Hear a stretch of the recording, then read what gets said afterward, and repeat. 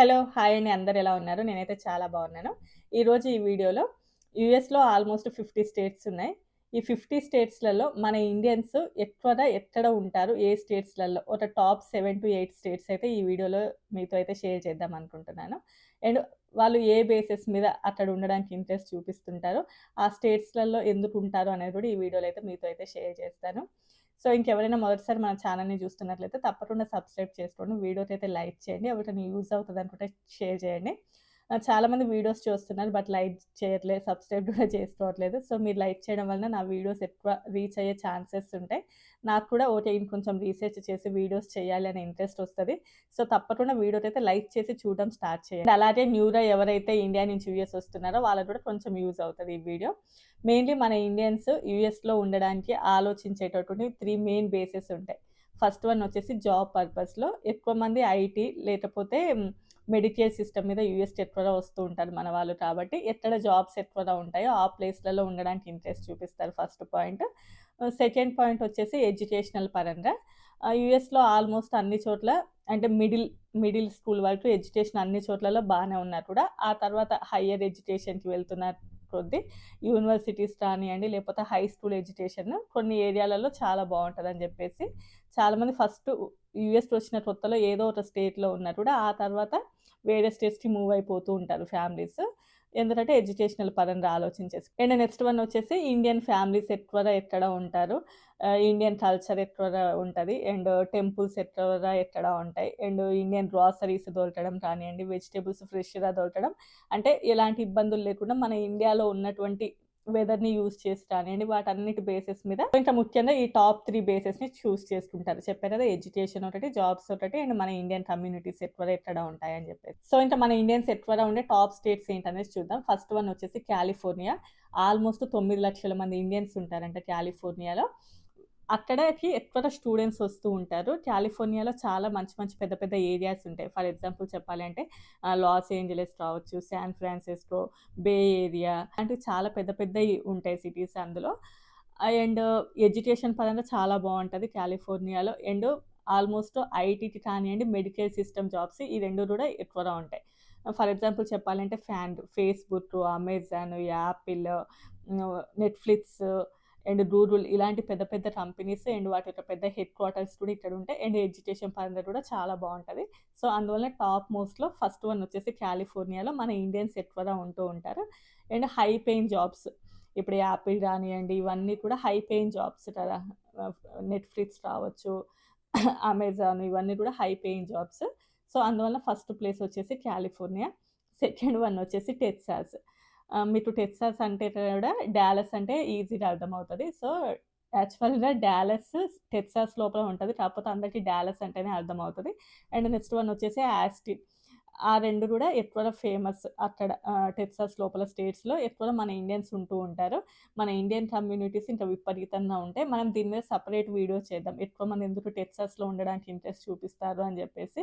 And ఇక్కడ కూడా IT, finance, gas industries and ఇలాంటివి ఎక్కువగా ఉంటాయి ఇక్కడ కూడా కంపెనీస్. సో, అందువల్ల మన ఇండియన్స్ చాలామంది ఈ స్టేట్ టెక్సాస్ లోపల ఉండడానికి ఇంట్రెస్ట్ చూపిస్తారు. మన ఇండియన్స్‌కి కావాల్సినటువంటి అన్నీ దొరుకుతాయి. మంచి మంచి టెంపుల్స్ ఉంటాయి. అంతా కూడా బావుంటది. అండ్ వెదర్ కూడా చాలా బావుంటది. అంటే మన ఇండియాలో ఉన్నటువంటి వెదర్ కండిషన్సే ఉంటాయి. అండ్ ఎలాంటి స్టేట్ టాక్స్ ఉండదక్కడ. స్టేట్ టాక్స్ కట్టడం ఉండదు. అంటే యూఎస్‌లో 4 టైప్స్ ఆఫ్ టాక్సెస్ ఉంటాయి కదా! అందులోపల స్టేట్ టాక్స్ అయితే ఈ టెక్సాస్‌లో ఉండదు. అండ్ కాస్ట్ ఆఫ్ లివింగ్ కూడా కొంచెం బానే ఉంటది. అంటే ఫర్ ఎగ్జాంపుల్ కొంచెం తక్కువలోనే ఉంటది కాస్ట్ ఆఫ్ లివింగ్ గూడా. సో, అందువల్ల ఎక్కువ మంది టెక్సాస్‌లో ఉండడానికి ఇంట్రెస్ట్ చూపిస్తారు. అండ్ అక్కడ ఉన్నటువంటి కంపెనీస్ పరంగా కానియ్యండి, స్టేట్ టాక్స్ ఉండదు అని జెప్పేసి అండ్ మన ఇండియన్ కమ్యూనిటీస్ ఎక్కువగా ఉంటాయి. టెంపుల్స్ అన్నీ ఉంటాయి. ఇంకా మంచి, చెడు ఇంకా ప్రతి ఒక్కటి కూడా చాలా జరుగుతూ ఉంటాయి. నెక్స్ట్ వన్ వచ్చేసి థర్డ్, ఫోర్త్ ప్లేసెస్ లోపల న్యూయార్క్ అండ్ న్యూ జెర్సీ 2 చోట్లలో కూడా 4,00,000 పీపుల్ వరకు ఉంటారంట మన ఇండియన్ పాపులేషన్.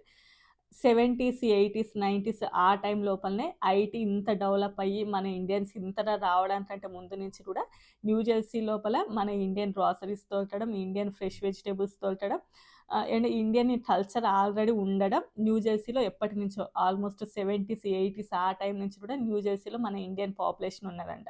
బట్ ఇప్పుడు కొంచెం అన్ని చోట్లకి మారినా కూడా న్యూ జెర్సీ, న్యూయార్క్ 2 కూడా పక్క పక్కనే ఉంటాయి కాబట్టి చాలామంది న్యూయార్క్‌లో వర్క్ చేస్తున్నా కూడా న్యూ జెర్సీలో ఉండడానికి ఇంట్రెస్ట్ చూపిస్తూ ఉంటారంట. ఎందుకంటే న్యూ జెర్సీలో న్యూయార్క్‌తో కంపేర్ చేస్తే కాస్ట్ ఆఫ్ లివింగ్ కొంచెం తక్కువగా ఉంటది.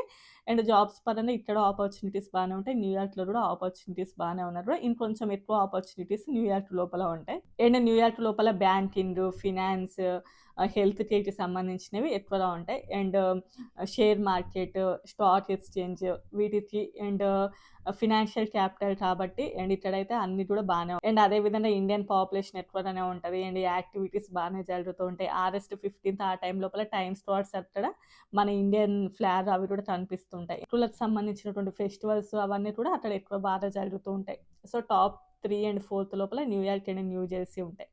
అండ్ టాప్ 5థ్ ప్లేస్‌లో వచ్చేసి ఇల్లినాయిస్. చాలా మందికి ఇల్లినాయిస్ అంటే అర్థం రాదు. చికాగో అంటే అర్థమవుతది. సో చికాగో ఇల్లినాయిస్ స్టేట్ లోపల ఉంటది.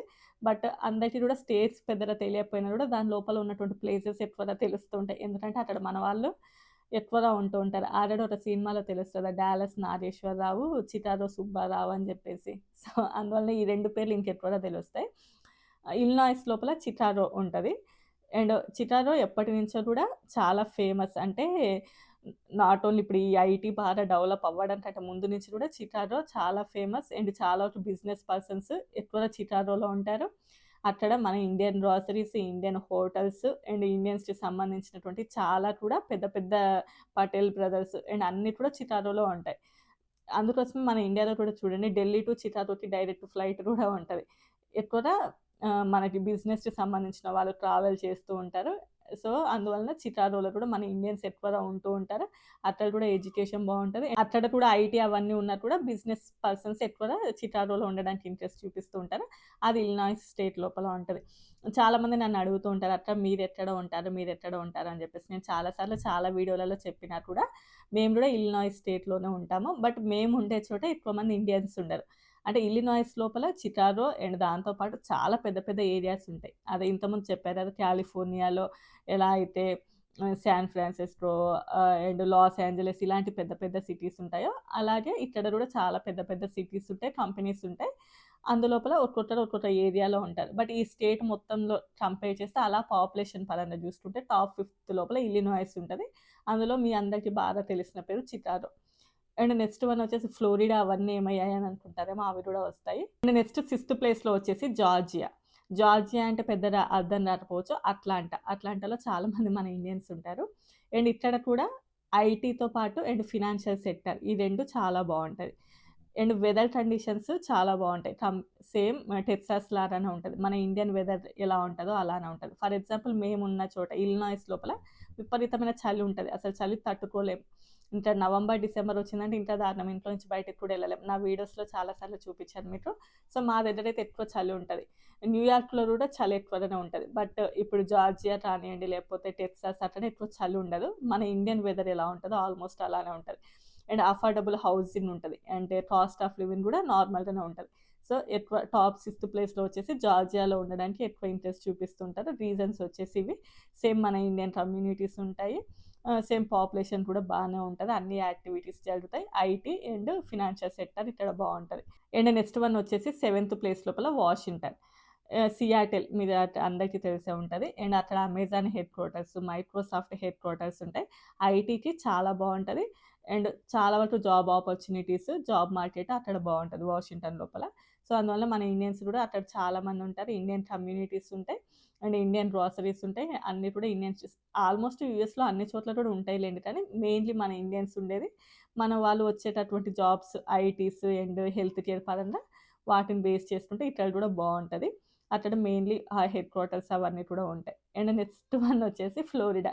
ఫ్లోరిడాలో కూడా మన ఇండియన్స్ చాలా మంది ఉంటారు. మీరు చాలా వరకు విన్న పేరే. బట్ అది టాప్ 8థ్ ప్లేస్‌లో ఉంటదంట. అండ్ ఫ్లోరిడాలో కూడా స్టేట్ టాక్స్ కట్టడం ఉండదు. సేమ్ మనకి టెక్సాస్‌లో లాగానే ఇక్కడ కూడా స్టేట్ టాక్స్ అనేది ఉండదు. క్లైమేట్ చాలా బావుంటది. And different different type of theme parks ఉంటాయి. అండ్ డిస్నీ వరల్డ్ ఉంది. అంటే యూనివర్సల్ ఉంటాయి. పెద్ద పెద్ద పార్క్స్ ఉంటాయి. అండ్ మంచి బీచెస్ ఎక్కువగా ఉంటాయి. మియామి, ఆర్లాండో అలాంటి ప్లేసెస్ ఉంటాయి ఇక్కడ. So, next Florida top eighth ప్లేస్‌లో ఉంటది. నేను ఇవన్నీ కూడా సెర్చ్ చేశాను. అంటే టాప్ 1, 2, 3లో ఏమేం ప్లేసెస్ ఉంటాయని జెప్పేసి. కావాలంటే మీరు స్క్రీన్ షాట్ కూడా నేను షేర్ చేస్తాను. సో, ఇంతే అండి ఈ వీడియో. స్వీట్ అండ్ షార్ట్‌గా ఆన్ పాయింట్. ఓన్లీ మరీ డ్రాగ్ చేయకుండా లోపల ఇంకా చాలా ఉంటాయి ఒక్కొక్క దాంట్లో చెప్పాలి అంటే.